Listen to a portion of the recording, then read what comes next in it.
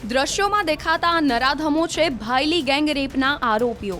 અલ્તાફ, શાહરૂખ અને મુન્ના બંજારા નામના ત્રણેય નરપિશાચિયાઓએ ભાયલીમાં મિત્રને મળવા ગયેલી સગીરા પર દુષ્કર્મ આચર્યું હતું।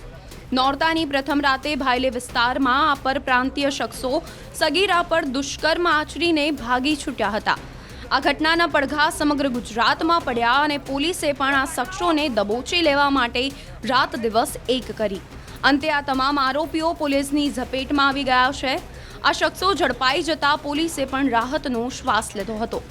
ઉલ્લેખનીય છે કે તમામને મેડિકલ પરીક્ષણ માટે લઈ જવામાં આવ્યા હતા, જ્યાં તેઓ સરખું ચાલી પણ નહીં શકતા હોવાથી તેમને સ્ટ્રેચર પર લઈ જવાની ફરજ પડી હતી। આરોપીઓની આ સ્થિતિને જોતા એવું ચોક્કસપણે લાગી રહ્યું છે કે તેમની સારી એવી સરભરા કરાઈ છે। પોલીસ માટે આ જે કેસ છે તેનો ભેદ ઉકેલવો જે છે ખૂબ જ પડકારજનક વાત હતી। 3 દિવસ વીતી ગયા હતા અને પોલીસના હાથે આરોપીઓ નહોતા લાગતા, પરંતુ વડોદરા શહેર ક્રાઇમ બ્રાન્ચ છે તેને ખૂબ જ મોટી સફળતા જે છે પ્રાપ્ત થઈ છે। લગભગ 45 કિલોમીટર સુધીના રેડિયન્સમાં 1100થી વધુ સીસીટીવી ફૂટેજ જે છે તેની ચકાસણી કર્યા બાદ આખરે વડોદરા શહેર ક્રાઇમ બ્રાન્ચને આ જે 5 આરોપીઓ છે તેમને ઝડપી પાડવામાં મોટી સફળતા મળી છે।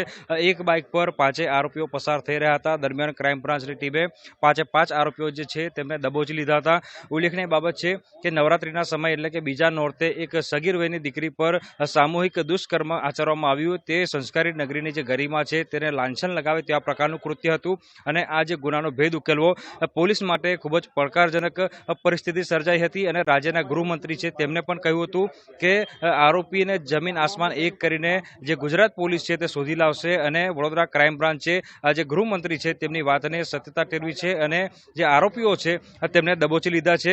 વાત કરવામાં આવે તો જે સમગ્ર ગુનાનો ભેદ ઉકેલવાની વાત કરીએ તો ડીવાયએસપી, એસપી, સીપી અને જે જુદા જુદા પોલીસ અધિકારીઓ છે, લગભગ 200થી વધુ પોલીસ કર્મચારીઓ છે સમગ્ર તપાસમાં જોતરાયા હતા અને આખરે જે ટેકનિકલ સોર્સ છે તેના આધારે વડોદરા શહેર ક્રાઇમ બ્રાન્ચને 5 આરોપીઓને ઝડપી પાડવામાં સફળતા મળી છે। આરોપીઓના બેકગ્રાઉન્ડ વિશે વાત કરવામાં આવે તો પોલીસ સૂત્રોના હવાલેથી માહિતી મળી રહી છે કે 5 જે આરોપીઓ છે તે વડોદરા શહેરના તાંદલજા વિસ્તારના છે અને 5 આરોપીઓ જે છે તે પરપ્રાંતીય હોવાની માહિતી મળી રહી છે।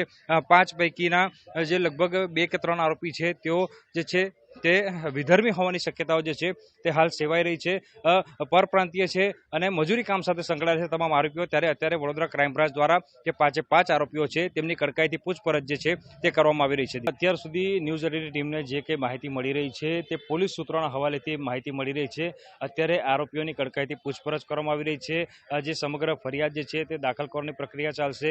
કાયદાની જે કલમો છે તે પણ ઉમેરવાની પ્રક્રિયા ચાલશે અને તમે કીધું પ્રમાણે કે જ્યારે કોઈ સગીર વયની દીકરી હોય તેના સાથે આ પ્રકારનું કૃત્ય થાય તો સમાજ માટે ખરેખર આ ખૂબ જ શરમજનક કિસ્સો કહી શકાય અને આરોપીઓ જે છે તેમને સખતમાં સખત સજા મળે તેવા પ્રકારના પ્રયત્નો જે છે વડોદરા શહેર જે ક્રાઇમ બ્રાન્ચ છે તેમના દ્વારા કરવામાં આવનાર છે।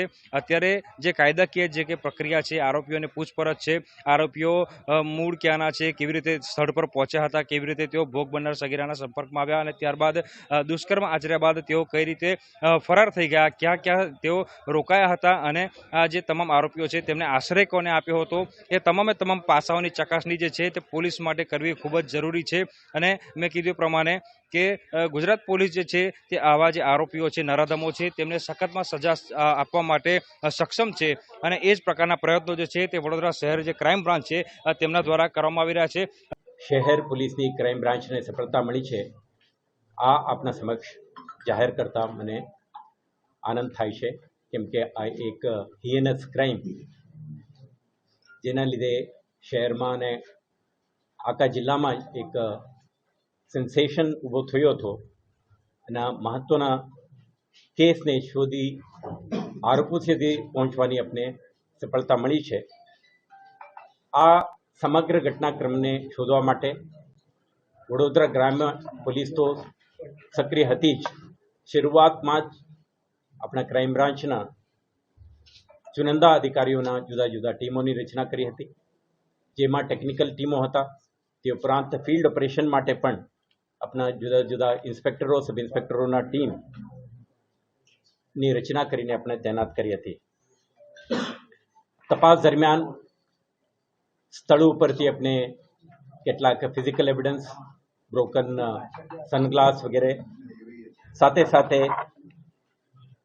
ભોગ બનનાર તરફથી આપણા મળેલ વર્ણન અને એક વિક્ટીમના મોબાઈલ ફોન આરોપીઓ લઈ ગયા હતા લૂંટીને, આના ઉપરથી થયેલ એક કોલ, તો આના મદદથી આપણે આ સમગ્ર કેસને ઉકેલ લાવવામાં સફળ થયેલ છીએ.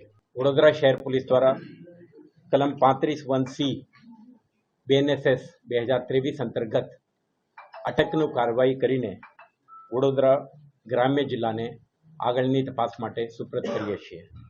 સાથે સાથે તમે જાણો છો કે આ ગુનાના જે ફરિયાદમાં જ ઉલ્લેખ હતો કે બીજા એક મોટરસાઇકલમાં 2 જણા હતા અને આ પણ સ્થળ ઉપર આવેલા હતા. તો આમાંથી પણ આપણે 2 જણા અને એમના મોટરસાઇકલને આઈડેન્ટિફાઈ કરવામાં પોલીસને સફળતા મળી છે. આજની તારીખે આપણા કસ્ટડીમાં મુન્ના અબ્બાસ બંજારા 27 વર્ષનો ઉંમરવાળો છે. આપણા તાંદાલજા વડોદરા શહેરમાં રહે છે. મૂળ ઉત્તર પ્રદેશના રહેવાસી છે. એ જ રીતે મમતાજ ઉર્ફે અફતાબ સુબેદાર આ પણ વંજારા છે, જે નંબર 1 અક્યુઝ સાથે એમના સંબંધ પણ છે, રિલેટિવ છે. આ પણ મૂળ ઉત્તર પ્રદેશના. અને ત્રીજો આરોપી શાહરૂખ કિસ્મત અલી બંજારા આ 26 વર્ષના ઉંમરના છે. આ પણ તંદાજા વિસ્તારમાં જ રહે છે અને મૂળ ઉત્તર પ્રદેશના છે. આ ત્રણેય આરોપીઓ લગભગ 10 વર્ષ પહેલાં વડોદરામાં એમ્પ્લોયમેન્ટના અન્વેષણમાં આવી ગયા હતા અને કન્સ્ટ્રક્શન સાઇટમાં આ લોકો પીઓપી વગેરેના કામ કરે છે.